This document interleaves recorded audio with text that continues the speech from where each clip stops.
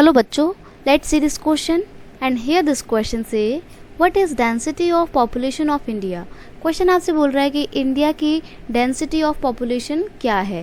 Question का यहाँ पे की कॉन्सेप्ट है density of population of India. देखो यहाँ पे आपको डेंसिटी वर्ड को समझना बहुत ज़रूरी है।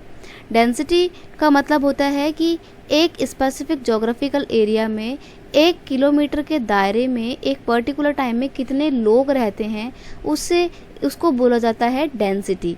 तो यहाँ पे आपको बोल रहा है कि अगर हम पूरे इंडिया की डेंसिटी को नापें, पॉपुलेशन डेंसिटी को नापें तो एवरेज क्या रहेगा उस पॉपुलेशन डेंसिटी का।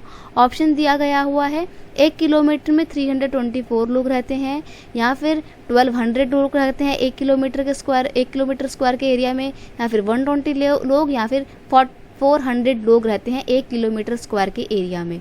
तो यहाँ पे आपका ऑप्शन ए बिल्कुल सही हो जाएगा। अगर हम सन 2011 का सेंसस का डेटा देखें तो according to 2011 census, during density of population in India is around 324 person per square kilometre. 1 square kilometre के एरिया में लगभग भारत में 324 लोग रहते हैं।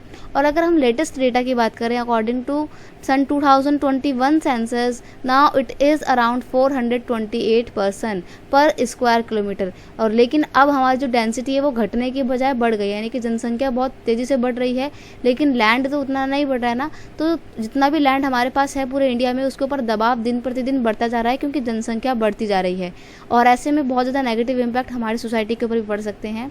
तो हमारे को इस डेंसिटी ऑफ पॉपुलेशन को कम करना होगा। ऑप्शन ए आपका यहाँ पे बिल्कुल सही आंसर है। I hope you understand it well. Best of luck.